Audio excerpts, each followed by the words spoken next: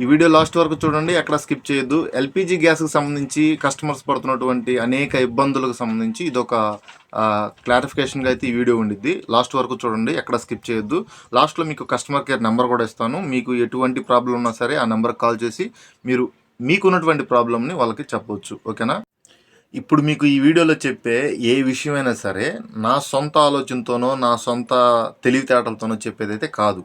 ఇది pure fact మాత్రమే. ఇది వాస్తవం, జరిగిన విషయాలు, అది న్యూస్ ఛానల్లో వచ్చిన విషయాలు.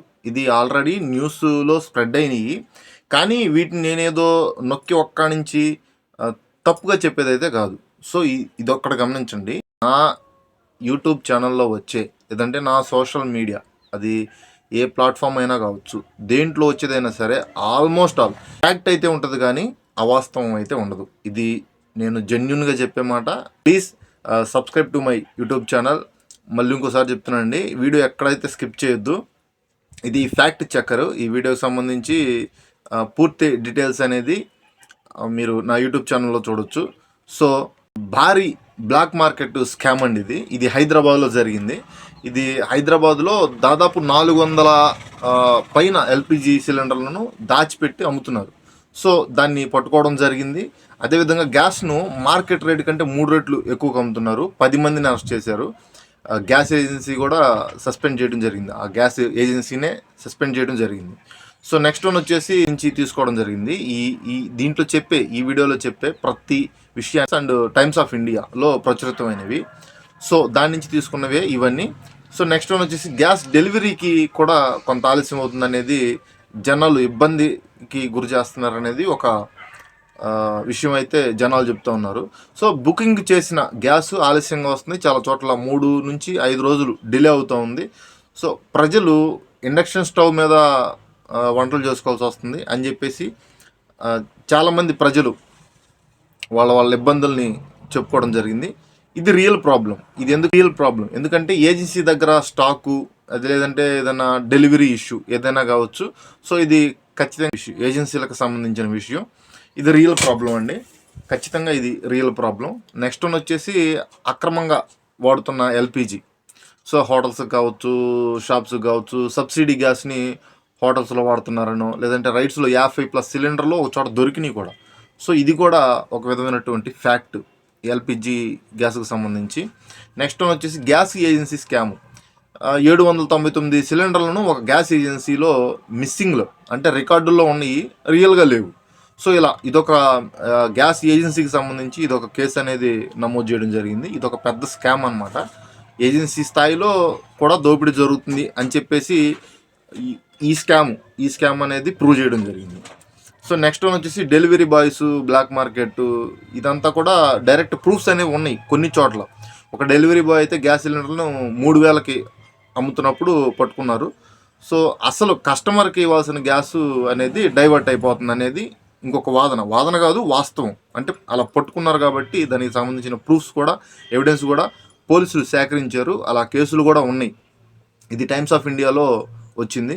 సో నెక్స్ట్ ఇంకోటి వచ్చేసి Andhra Vizag case. Delivery boy పారిపోయాడు.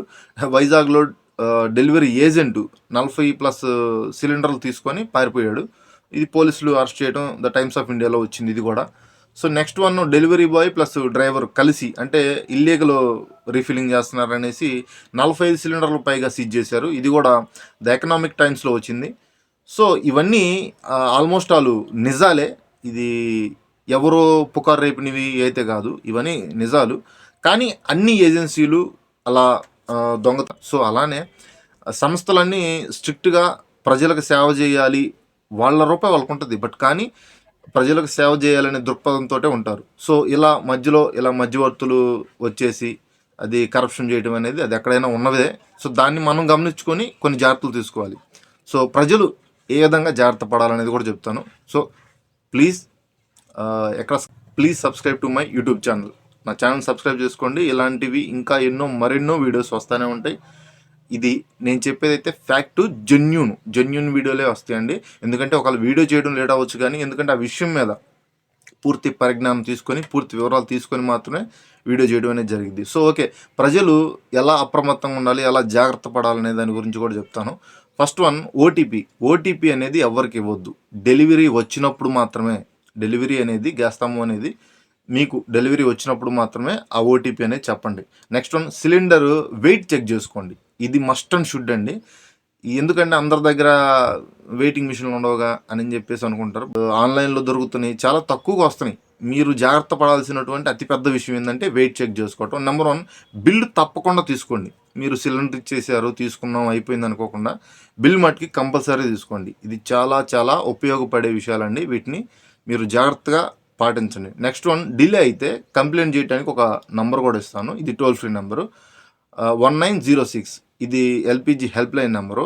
సో దీనికి సంబంధించి మీకు ఏదన్నా కంప్లైంట్ చేయాలనుకుంటే ముందు మీరు మీ ఏజెన్సీని సంప్రదించి అసలు డిలేకి అసలు ఏంటి కారణం అనేది తెలుసుకొని అది రీజనబుల్గా ఉందనుకుంటేనే మీరు ఆగండి. అది రీజనబుల్ కాదనుకుంటే అప్పుడు మీరు ఈ నెంబర్కి కాల్ చేసి మీరు ఒక కంప్లైంట్ అనేది రేజ్ చేయొచ్చు. కంప్లైంట్ కాదు, మీ పరిస్థితిని, అక్కడ ఉన్నటువంటి ప్రాబ్లమ్ని వాళ్ళకి చెప్పే హక్కు అనేది అది ఎవరికైనా కన్జ్యూమర్కి ఏజెన్సీ అయినా సరే ఇచ్చింది. ఓకేనా? సో నాకు తెలిసి ఆల్మోస్ట్ ఆల్ ఎక్కడో జరిగినాయిలే మనకేంది అనే ఆలోచనలో లేకుండా ప్లీజ్ ఇలాంటివి మళ్ళీ ఇంకోసారి జరగకుండా అది మనమే కేర్ తీసుకోవాలి. ఇంకెన్నో వస్తూ ఉంటాయి. ప్లీజ్ సబ్స్క్రైబ్ చేసుకోండి. మీరు సబ్స్క్రైబ్ చేసుకోకుండా చూసినా కానీ అది నాకు యూజ్ ఉండదు, మీకు ఉపయోగం ఉండదు. ఓకే, ఫైనల్గా లాస్ట్ వన్గా నేను ఒక మాట చెప్పేది ఏంటంటే, నా యూట్యూబ్ ఛానల్లో కానీ లేదంటే నా సోషల్ మీడియా అకౌంట్లో దేంట్లోనైనా సరే వచ్చే ఏ విషయమైనా సరే అది మీకు ముందుగా తెలుసుందనుకోండి, తెలియని వాళ్ళకి షేర్ చేయండి. మీకు తెలియలేదనుకోండి, సేవ్ చేసుకోండి. కంపల్సరీ ఎప్పుడోకప్పుడైనా యూజ్ అయ్యిద్ది. లాస్ట్గా మిమ్మల్ని అడిగేది ఒకటే, please do subscribe to my YouTube channel. Thank you for watching this video.